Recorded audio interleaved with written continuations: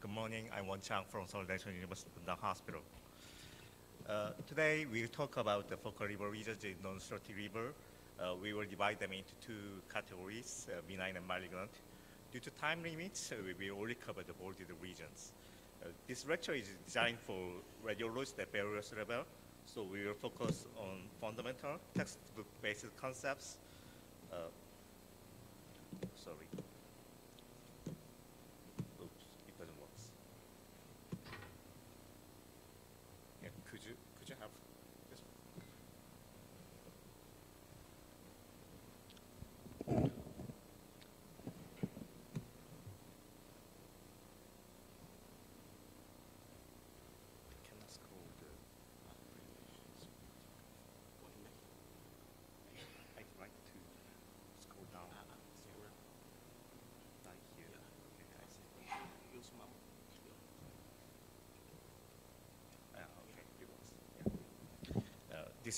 Thank you for understanding.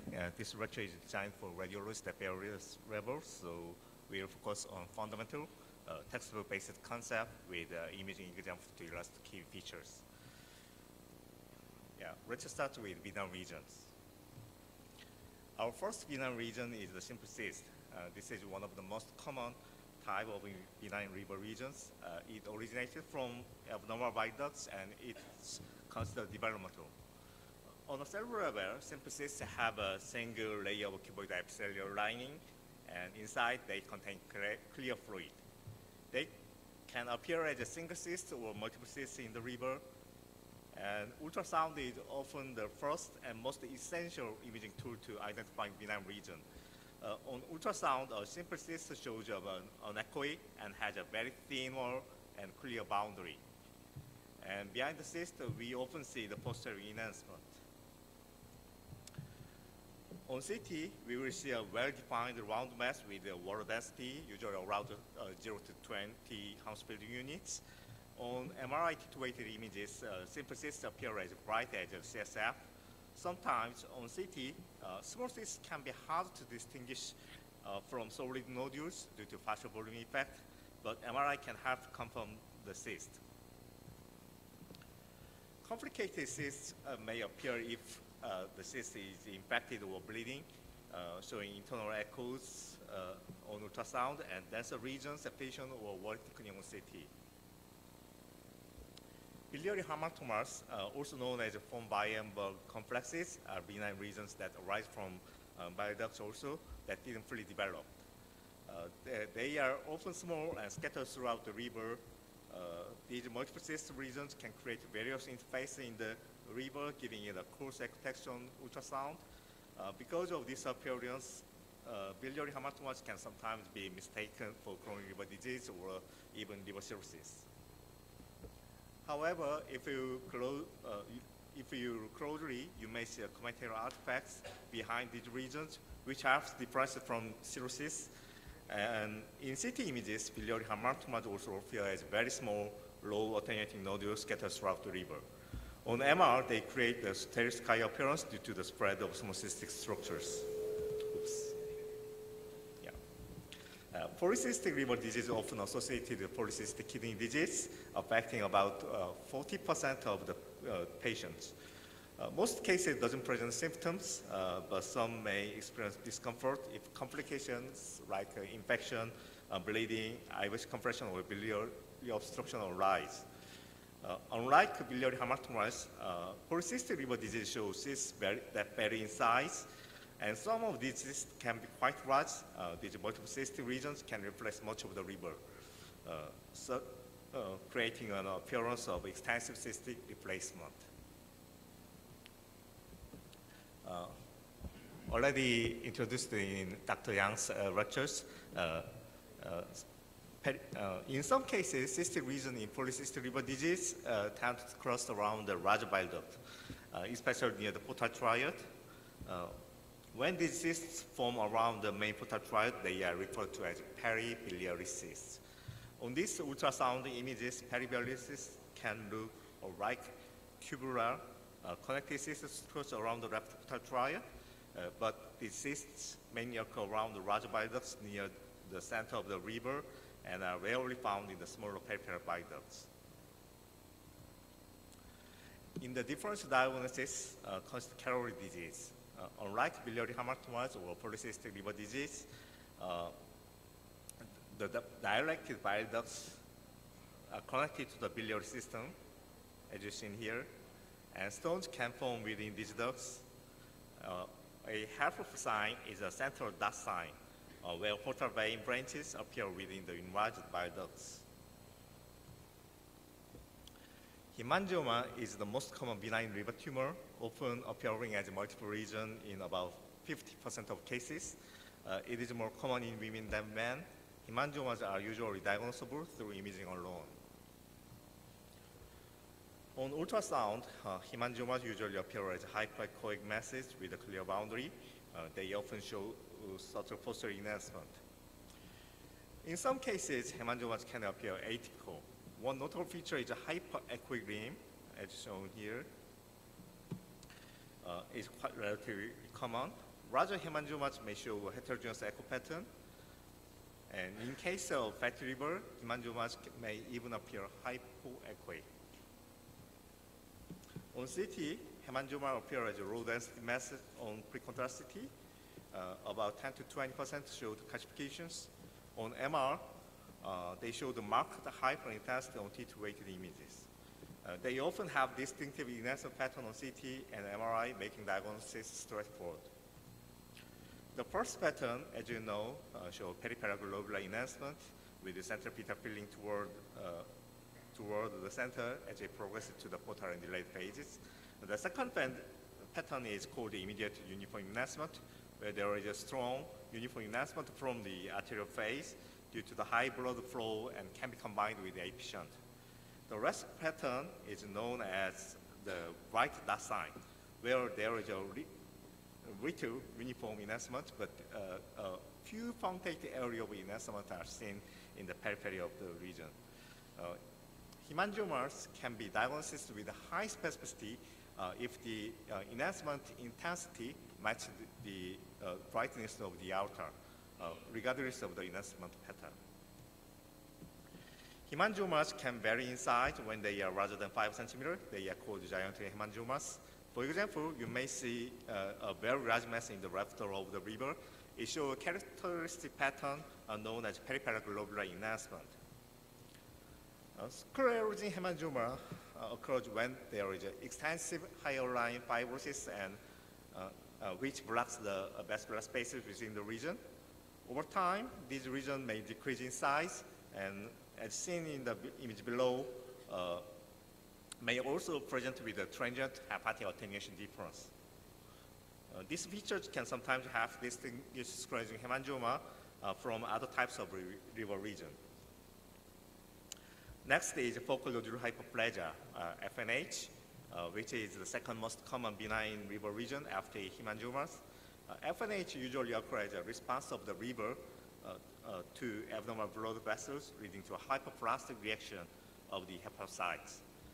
FNH commonly occurs in women of childbearing age. It is typically a unilocular and solitary mass, often located near the liver capsule.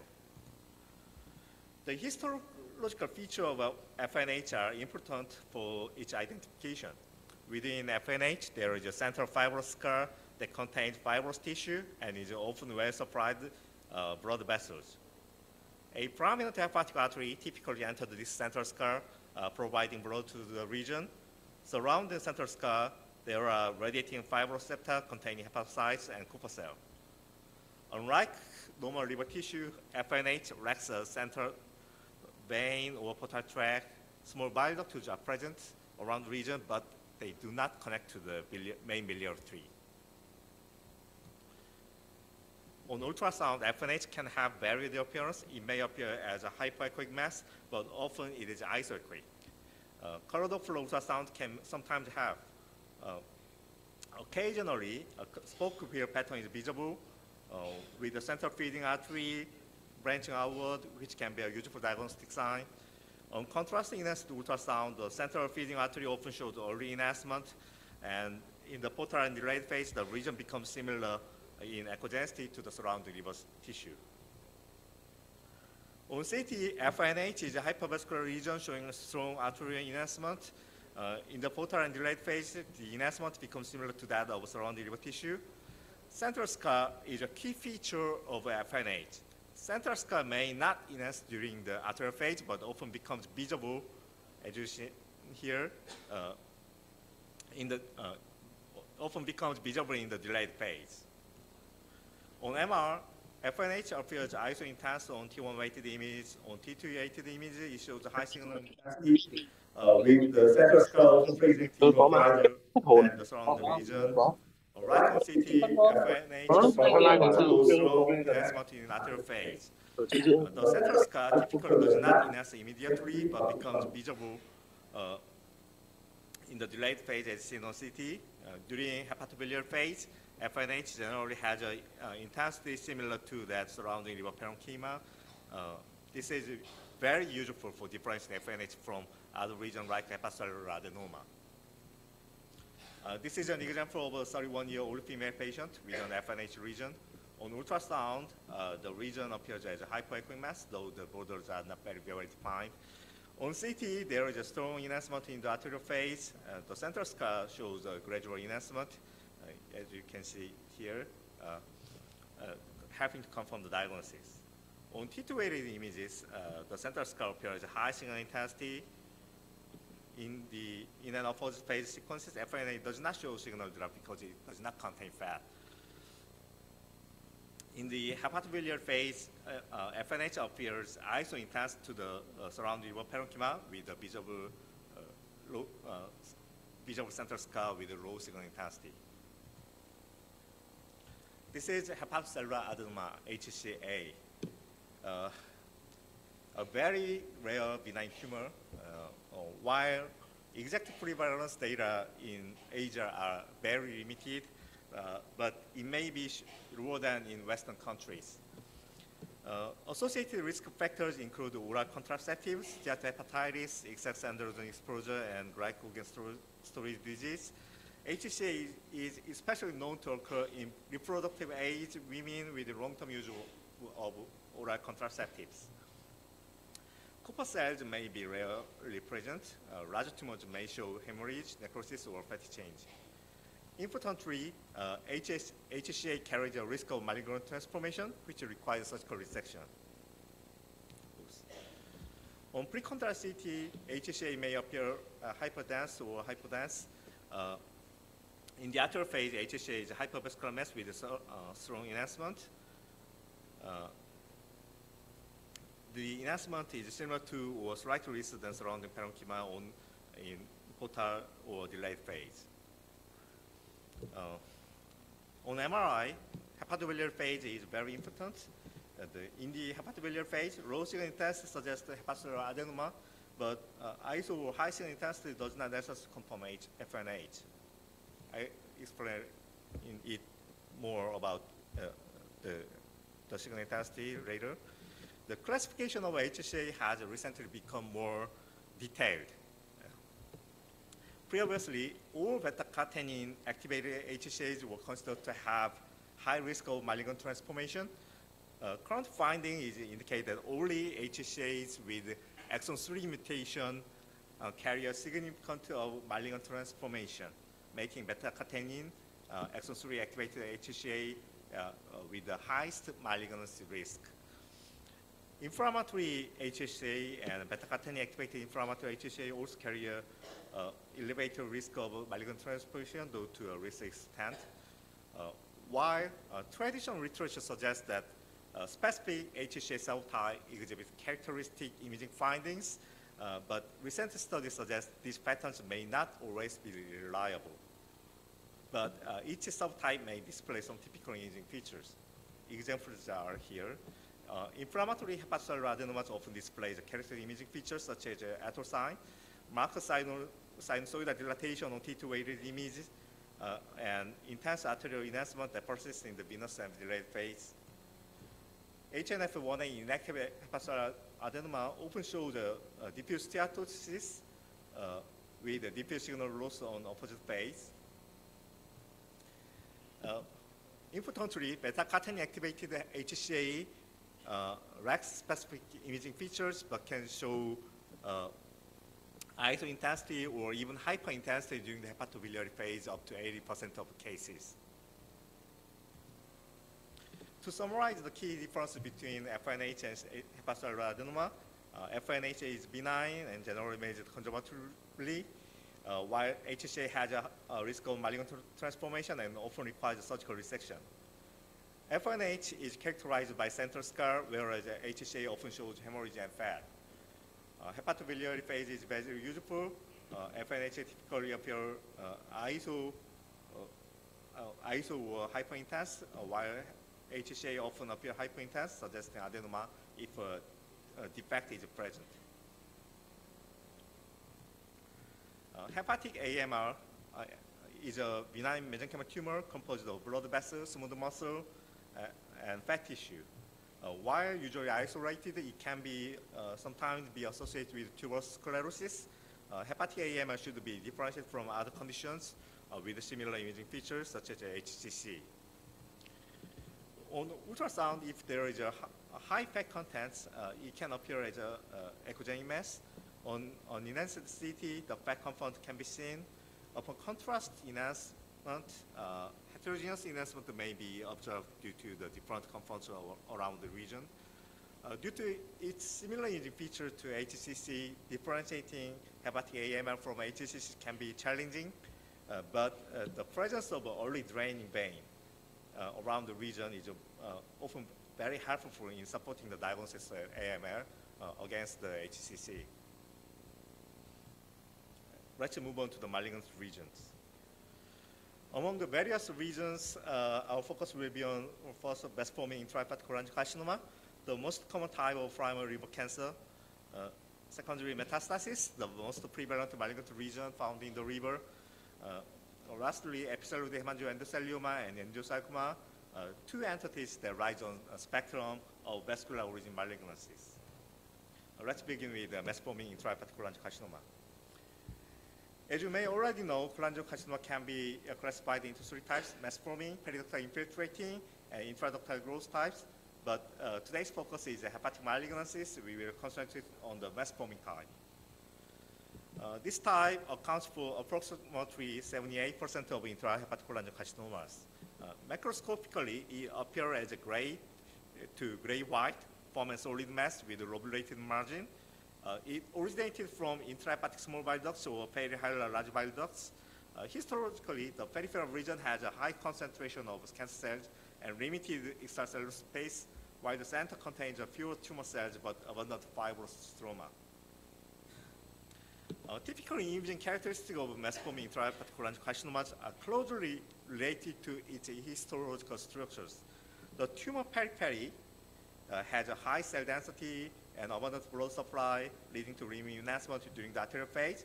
As these areas rapidly wash out, contrast due to the limited extracellular spaces.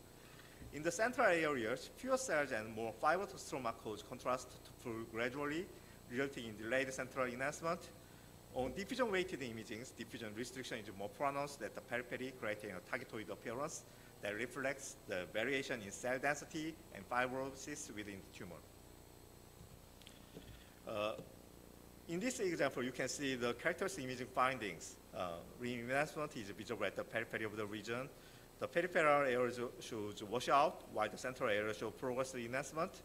On hepatobiliary phase, the central area exhibits a cloud-like hypersignal intensity, indicating dense fibrous tissue within the tumor. In the hepatobiliary phase, the region to liver contrast is high, which makes it useful for detecting intrahepatic metastasis. DWI is helpful for both characterization and detecting intrahepatic metastasis. Other common findings associated finding include capsular retraction, peripheral dilatation of peripheral bile ducts, as you can see here, and satellite nodules and vascular invasion. Although vascular invasion is more commonly observed in HCC, it can also occur in mass-forming intrahepatic cholangiocarcinoma. Now let's cover some uncommon imaging findings. Small cholangiocarcinomas can sometimes mimic HCC, especially if they show nodular hyperenhancement instead of typical limb enhancement in the arterial phase. However, certain findings can help with differentiation. The absence of washout, as well as a targetoid appearance on the hepatobiliary phase of diffusion-weighted imaging, favor cholangiocarcinoma over HCC. Next, I discuss metastatic region in the liver. The metastasis is the most common malignancy for liver regions. The primary source of liver metastasis is various. In order of frequency are colon, stomach, pancreas, breast, lung. The imaging characteristics of metastasis can vary depending on the primary tumor type and the mode of the spread to the liver. The imaging features of metastasis can vary in conditions. Adenocarcinomas, which is typically hypovascular, is a primary example and is best visualized during the portal venous phase. Hypovascular metastasis includes those from melanoma, GIST, RCC, NET, and thyroid cancer. Cystic metastasis can originate from cyst adenocarcinoma and mucinous colorectal cancer. Some solid tumors such as NET, GIST, melanoma may show cystic degeneration. This is a case of hypovascular metastasis showing limb enhancement on both CT and MRI. This limb enhancement occurs because the viable tumor cells are located at the periphery of the region. Surgical specimen also reveal this pattern, which is central fibrotic tissue, stroma, and a cellular periphery. Lesions that are not visible on CT often appear clearly on CT and clearly on MRI in the hepatobiliary phase and diffusion-weighted images. Mucinous colorectal cancer metastasis show the cyst appearance due to abundant mucin production. On dynamic imaging, it typically exhibits rim enhancement and sometimes mesh-like intracystic enhancement as viable tumors cells float within mucin lakes. The wall of the region appears thick with irregular enhancement. Melanoma metastasis has a distinctive imaging feature due to melanin contents, typically showing high signal intensity on T1 weighted imaging, especially specific, and low signal intensity on T2 weighted imaging. Finally, let's discuss episode hemangioendothelioma and angiosarcoma. Episode hemangioendothelioma is a rare malignant intrahepatic neoplasm of vascular origin. It is composed of epithelioid cells embedded within myxohyaline or fibrostroma. The prognosis of this tumor can vary widely. It may be progressive, but it can also be indolent or stable.